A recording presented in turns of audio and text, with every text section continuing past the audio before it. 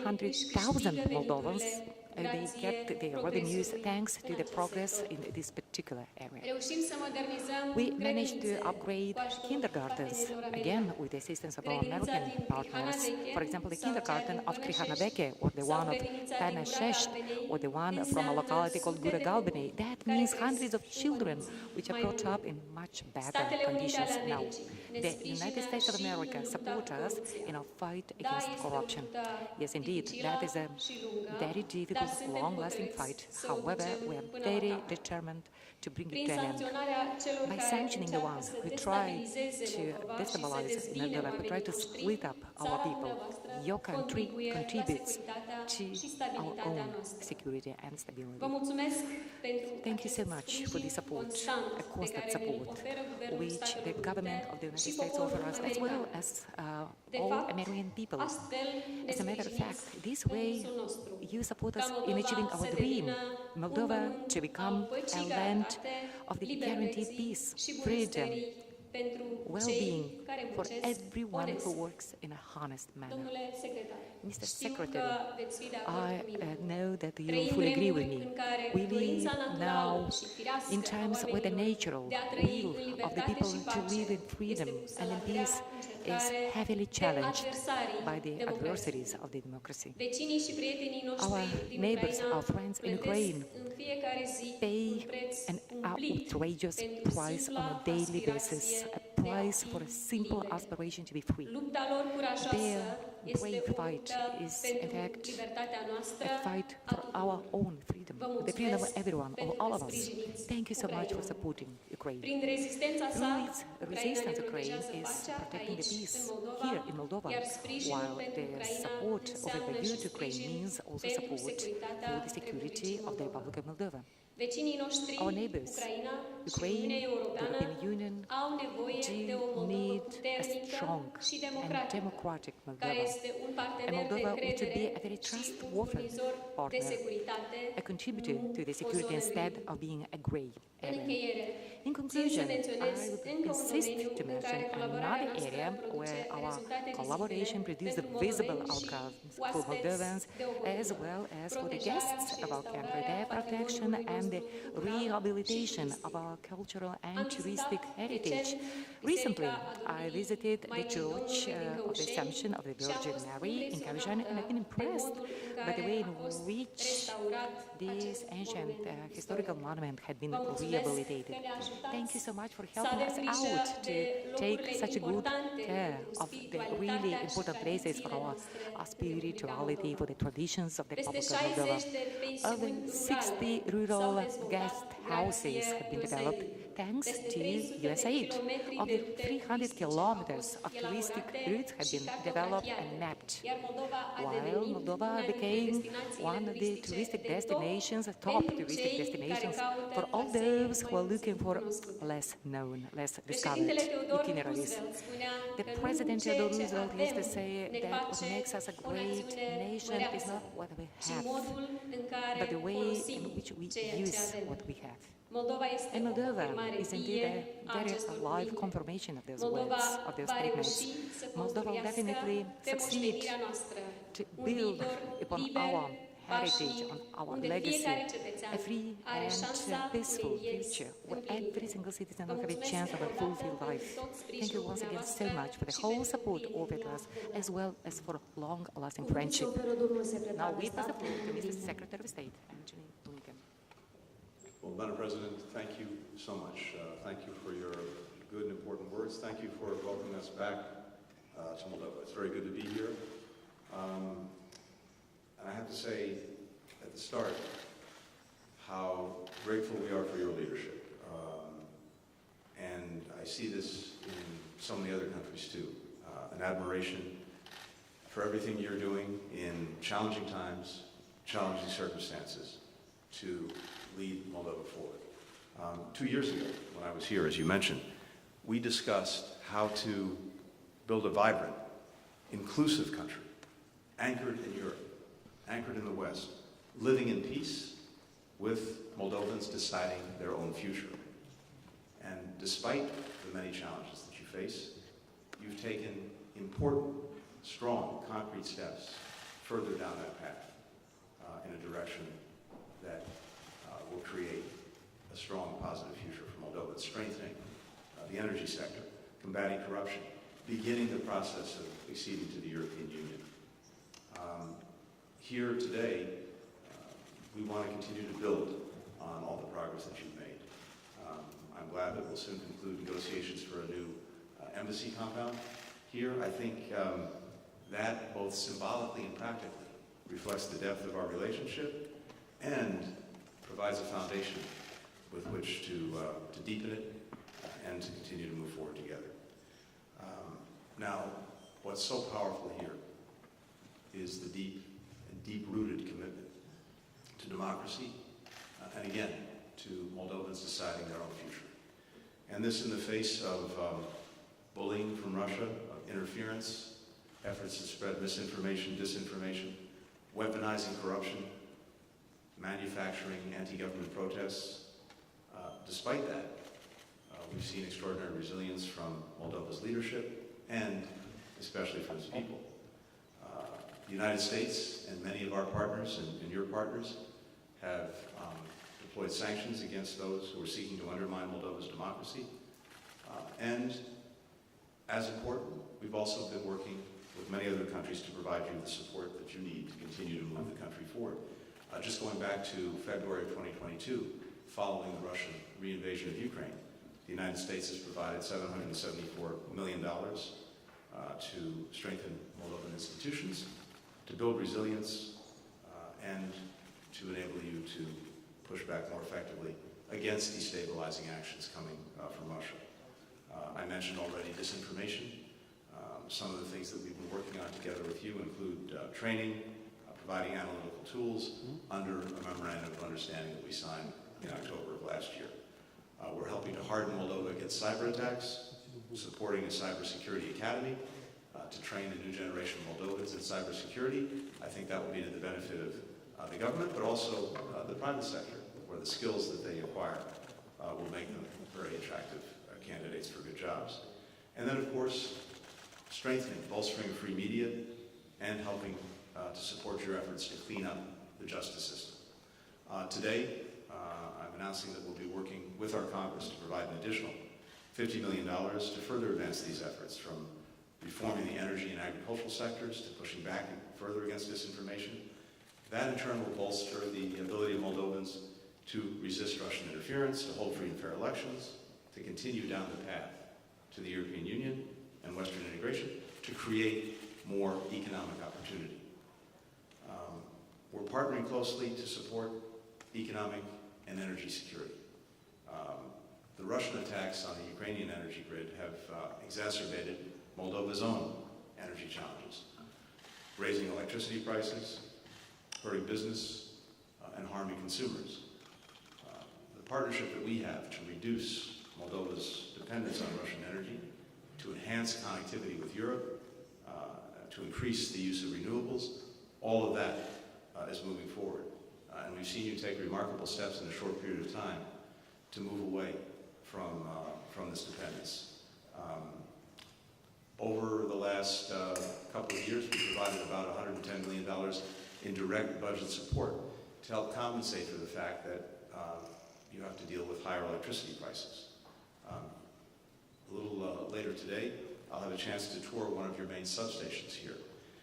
And I'm happy to announce that we will also be dedicating $85 million, part of the $300 million USAID effort to support energy infrastructure, to help you enhance things like battery storage, as well as the high voltage transmission lines that we've already dedicated some funds to. And that in turn will strengthen your energy resilience, strengthen your grid. The gas corridor as well, from Greece to Moldova, will further help wean you off of Russian energy. And all of this is also a shift to a more diversified economy. Right now, 80% of Moldova's exports go to Europe, the United States, to countries other than Russia. And we want to now use some of the support that we're giving to help you grow sectors for export, including the agricultural sector, the IT sector, and also to offer entrepreneurs training, investing in technology, so that young people can have a future here in Moldova. Finally, let me just say how grateful we are for the incredible solidarity that Moldova has shown to Ukraine in its hour of need. Moldova has had first-hand experience with these challenges, and it's why they've stood so strongly with the Ukrainian people. Truly, a small country with a big heart.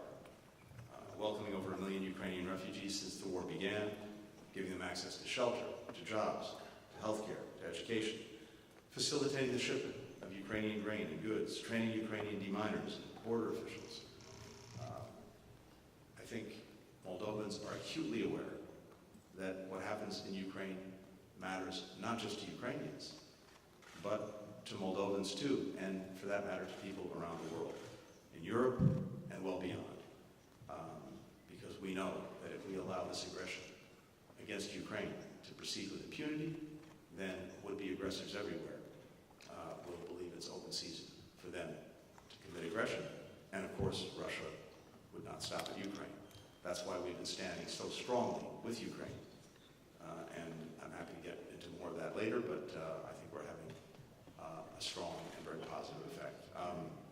Madam President, when I was last here, you said, and I quote, "A stronger, more resilient Moldova can become a pole of stability, a pole of development in the region, a trustworthy partner, as well as a stronghold for the free world." I think that the path that the people of Moldova are on is exactly that. And I'm here to reaffirm on behalf of President Biden of the United States our commitment, the strong commitment of the United States to Moldova's sovereignty and to Moldova's success. Thank you. Stimați colegi, acum urmează sesiunea de... Dear colleagues, now we'll have the session of questions and answers. So let's start with the colleagues of the American media.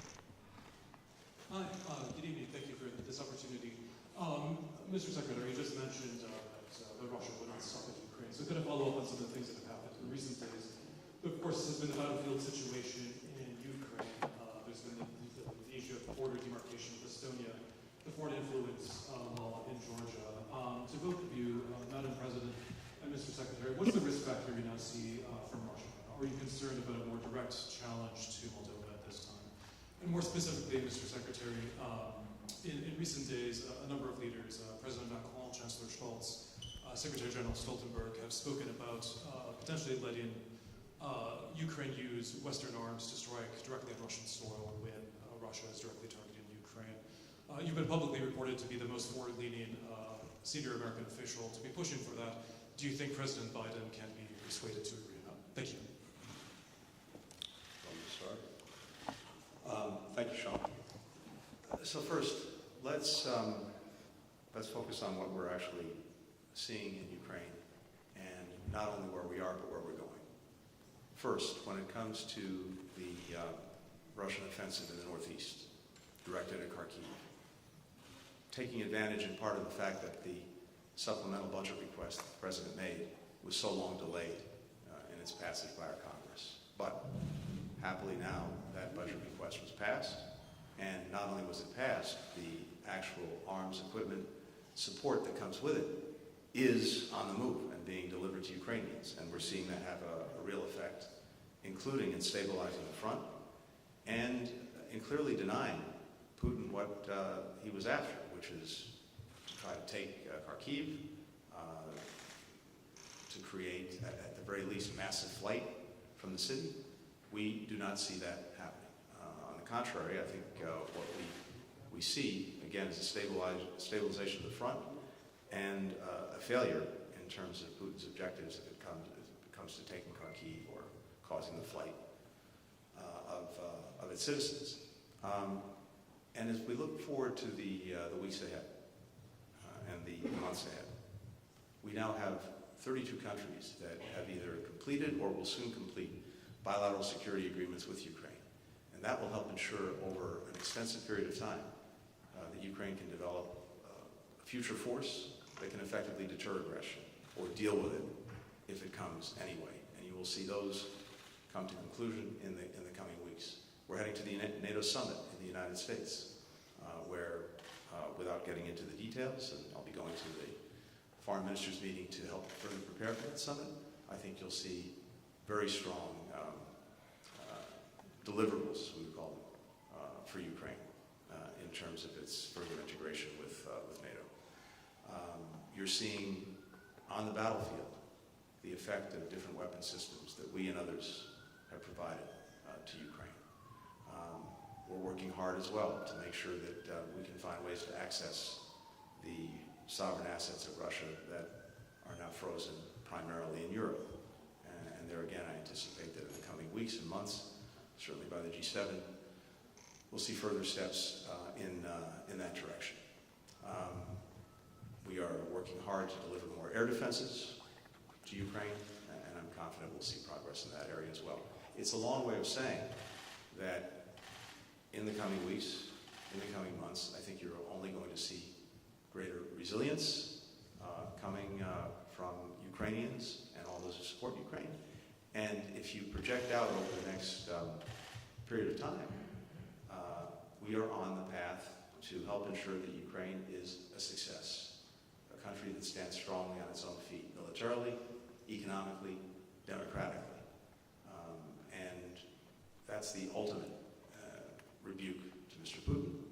And it also tells him very clearly that he cannot and will not outlast Ukraine, outlast Ukraine's supporters.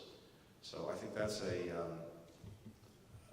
reality, a trajectory that people should have well in mind, and that should give them real confidence in the future. And again, the support that I see and that will manifest itself among so many countries for Ukraine remains strong, remains resolute, matched only, or maybe even surpassed only, by the resolve of the Ukrainian people themselves. We're committed to Ukraine succeeding as a country. We're committed to Ukraine winning the war, and I think we've shown that through the support that we've provided and many other countries provided. We haven't encouraged or enabled strikes outside of Ukraine. Ukraine, as I've said before, has to make its own decisions about the best way to effectively defend itself. We're going to make sure that it has the equipment it needs to do that. And another hallmark of our support for Ukraine over these now more than 2 years has been to adapt. As the conditions have changed, as the battlefield has changed, as what Russia does has changed in terms of how it's pursuing its aggression, escalation, we've adapted and adjusted to, and I'm confident we'll continue to do that. Given that we have presidential elections, Ținând cont de faptul că avem și alegeri prezidențiale în față și tenderul privitor la integrarea europeană, ne așteptăm să vedem tot mai multe intervenții din partea disinformation, this is cyber threats, this is destabilization, this is using the criminal groups, the corrupt groups in Moldova to bring into Moldova Russian money, and then to use this money for destabilization, but also trying to bribe the elections. We have seen what happened last year in the Gagauz autonomy when Kremlin, using dirty money, managed to get control over the autonomy. And now Kremlin is trying to use this group of people in the Gagauz autonomy to destabilize the country. So we have seen, we have dealt with some of these attempts in the past. We've managed to resist and to make our institutions more resilient, but we do expect the situation to get more difficult in the next few months, given that we have elections. Următoarea întrebare este de la Olivia Gazis, CBS. Thank you very much, Madam President, Mr. Secretary. Just to be clear, Mr. Secretary, when you say the U.S. Will adapt and adjust to conditions on the battlefield in Ukraine, are you signaling a greater openness by the United States to allow Ukrainians to strike legitimate military Russian targets in Russia? And as the U.S. has hesitated about where the Ukrainians can strike, numerous credible reports say that the U.S. provided the very precision munitions that resulted in the deaths of dozens of innocent Palestinian civilians, including children at that refugee camp outside of Rafah. The NSM report that your department largely issued already assessed that Israel's military is likely not doing all that it can to minimize civilian harm. So were American weapons used in Sunday's strike? And are you urging President Biden to reevaluate any U.S. weapons shipments to Israel in light of its recent actions in and around Rafah? And if I may, sir, today, Israel's National Security Advisor said that the military offensive in Gaza would last at least through the end of this year. Is that acceptable to your administration, to the Biden administration? Madam President, the U.S. has been accused of moving too slowly to meet the urgent battlefield needs of Ukraine, even now apparently resisting calls by Kyiv and other Western allies to loosen conditions on where U.S. weapons can be used. Meanwhile, this virtually unconditional support for Israel has prompted some of its allies to say the U.S. is evincing a double standard. Do you see it that way? And how confident are you in the reliability of American support for countries like yours, known to be in President Putin's sights, now and after U.S. elections in November? Thank you. Thanks, Olivia. With regard to Ukraine, adapt and adjust means exactly that.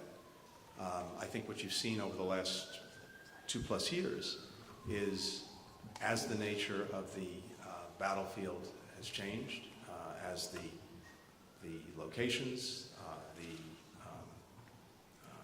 means that Russia is employing have changed, we've adapted and adjusted to that, including, for example, by the different kinds of weapon systems that we and allies and partners have provided to Ukraine. Before this started, before the Russian aggression, when we saw it coming, President Biden made sure, for example, in drawdowns that he did months before the Russian aggression, the Ukrainians had Stingers and Javelins, which were instrumental in making sure that they could ward off the effort to take Kyiv and erase the country from the map. And at every step along the way, we've adapted and adjusted as necessary. And so that's exactly what we'll do going forward. We're always listening, we're always learning, and we're always making determinations about what's necessary to make sure that Ukraine can effectively continue to defend itself. And we'll continue to do that. With regard to Rafah, the incident a couple of days ago is horrific. I don't think anyone who has seen the images cannot be deeply affected by them. Just on a basic human level. We have been very clear with Israel on the imperative in this instance, as in other instances, to immediately investigate and determine exactly what happened and why it happened. And if accountability is necessary, to make sure that there is accountability. I can't tell you, as we meet here this evening, what weapons were used or how they were used. All of that needs to be the product of a deliberate but also fast investigation, and we'll await the results. I think we also know something else. We've heard from the Israelis, but again, absent a complete investigation, I can't verify any of this, that small diameter weapons were used in a targeted fashion to go after specific terrorist leaders of Hamas. Again, I can't vouch for that in this moment. We have to see what the investigation shows. But just assuming for a moment that that's the case, that that's what happened, I think we also see that even limited, focused, targeted attacks designed to deal with terrorists who've killed innocent civilians and are plotting to kill more, even those kind of operations can have terrible, horrific, unintended consequences. And I think it's very important in this moment, after Israel has had real success in helping to destroy Hamas's capacity to repeat October 7th, which was a very appropriate and very righteous objective. It has to ask whether, and especially in the absence of a plan for the day after in Gaza, further incremental gains against Hamas, but gains that may not be durable in terms of Hamas's defeat in the absence of a plan, how that stacks up against some of the, again, unintended but horrific consequences of military action in a place where the people you're going after are so closely embedded with civilians. And I think this underscores the imperative of having a plan for the day after, because in the absence of a plan for the day after, there won't be a day after. And this is where we need to go, and we need to get as quickly as possible a plan for the day after that does not leave Israel responsible for Gaza, which it says it does not want to be, but if it is, it will simply have an enduring insurgency on its hands for as far as one can see into the future. Or not, if not, Hamas will be left in charge, which is unacceptable. Or if not, we'll have chaos, lawlessness, and a vacuum that eventually will be filled again by Hamas, or maybe something, if it's possible to imagine, even worse, jihadis. So I think the imperative, the urgency of having a clear plan, one that can actually help ensure the enduring defeat of Hamas, which is a shared objective and should be everyone's objective, is urgent, is imperative, and a plan that accounts for security in Gaza, that it accounts for governance in Gaza, and that accounts for rebuilding the lives of the Gazan people. Any change in conditions on weapons to Israel, sir, and then the duration of the offensive as the national security event? Again, let me leave it at that, and with regard to the remarks, I think what I've just said underscores, in our judgment, the urgency and importance of developing a plan that can actually produce the results that Israel, we and so many others believe are necessary, which is the effective, durable defeat of Hamas. And we've shared many ideas with Israel about how to do that in an effective and sustainable way. We do appreciate all the support that is provided to Ukraine by US and by other countries. We do see that Ukraine needs more support. Ukraine didn't start this war.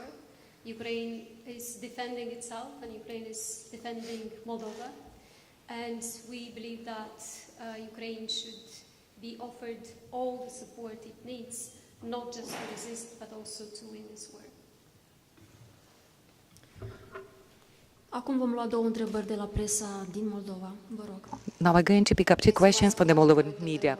So good day, Svetlana Gore from Moldova. A question for Mr. Secretary of State. Recently, the Republic of Moldova and the European Union signed a pact for the security and defense, through which they expect to protect the Republic of Moldova against the hybrid threats of the Russian Federation. The question is, have the United States considered signing a similar pact with the Republic of Moldova? And then the question is, if the power in Washington changes after the presidential elections, will that affect somehow the Republic of Moldova and Ukraine? And for East President Sandu, would you request from the United States some guarantees of security for the Republic of Moldova, and under which conditions? Thank you. Thank you. With regard to hybrid attacks, the Moldovan people are on the receiving end of those attacks on a regular basis. Russia is trying to undermine Moldova, undermine its democratic institutions, undermining its ability to make decisions about its own future, using a whole variety of hybrid means. And I think Moldova has done a remarkable job in countering many of those attacks in a very professional manner. much of the assistance that we've provided over the last 2.5 years, about $775 million, has gone to helping Moldova build resilience against these kinds of attacks. And so I think we're already engaged in whatever we want to call it, in committed, sustained support for Moldova to do, among other things, effective resistance against these attacks. Now, one of the other things that's so important is sharing information about disinformation and misinformation, which is one of the most potent hybrid tools that Russia uses, and that's something that we are doing. We have an agreement that we reached, a memorandum of understanding that allows us to do that, to both share the information, to make clear what we're seeing, also to help Moldova develop even more tools, more effective tools to deal with misinformation, to deal with manipulation of information. And this is something we discussed again just this evening. With regard to elections, I don't do politics, I just do policy. But what I can say is this, just take a look at Ukraine. Yes, it was delayed. It should have gone more quickly, or supplemental. But when it passed on an overwhelming bipartisan basis, both houses of our Congress, Senate and the House. And if you look at public opinion surveys, you see strong, enduring support for Ukraine, and more broadly, for the United States playing a lead role in defending democracies when they're under attack, when they're under threat. And I think that is very much where the American people are, and that's where I believe they'll remain.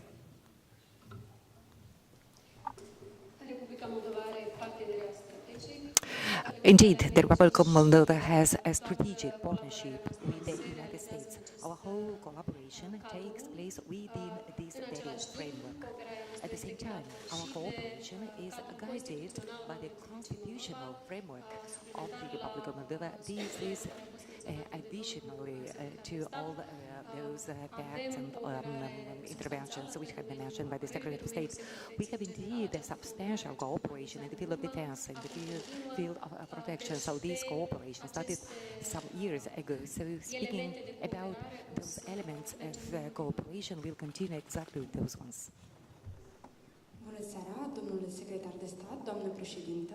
Good evening, Mr. Secretary of State, Ms. President. I represent the Zero de Garde. So the ambassador of the United States in the Republic of Moldova stated that currently you work on a more extended package of sanctions against the Moldovan oligarchs. Can you elaborate? What sort of sanctions do you expect to see in the context where we can see that some of those pro-Russian oligarchs, which, by the way, are now exactly traveling in the Russian Federation, they're included in the list of sanctions, they still can promote their very propagandistic discourses using some American platforms like Meta. They pay hundreds of thousands of dollars to those platforms. Do you intend to intervene into that? Do you intend to dwell with that? Thank you very much. It's pretty straightforward. We have used sanctions to go against those who seek or have tried to undermine Moldova's democracy. As we develop information necessary to support sanctions, we'll continue to do just that.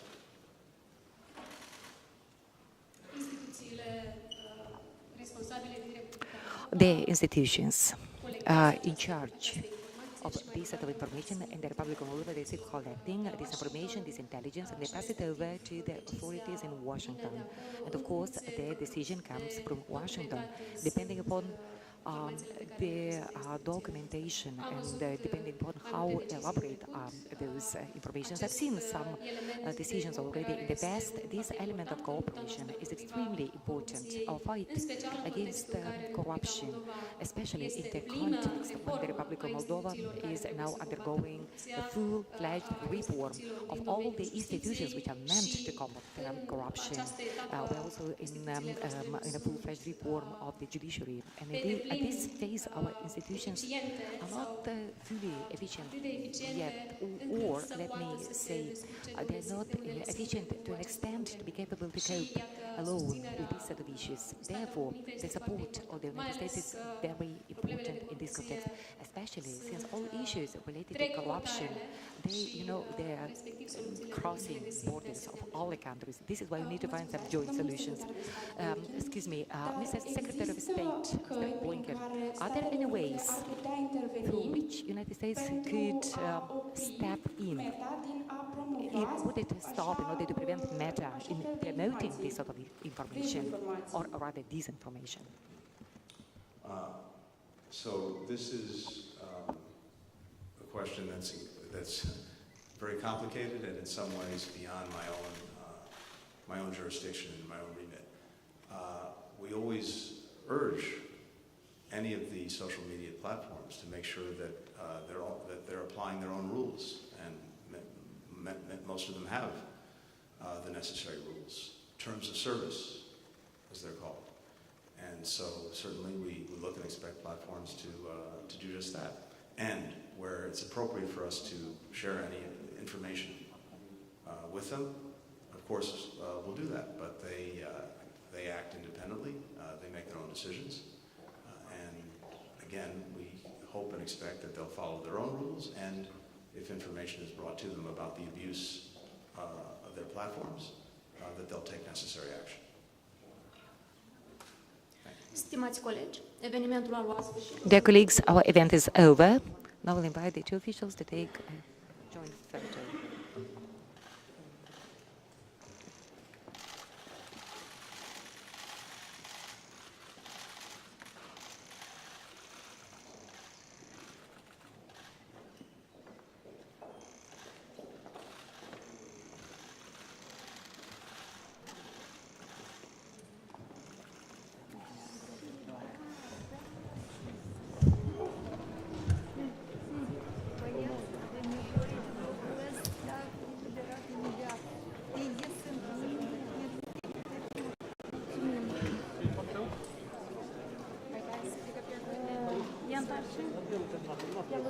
Aludima concert.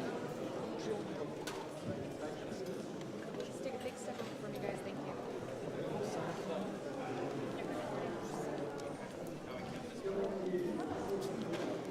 Colegi, vă rog să-mi un telefon.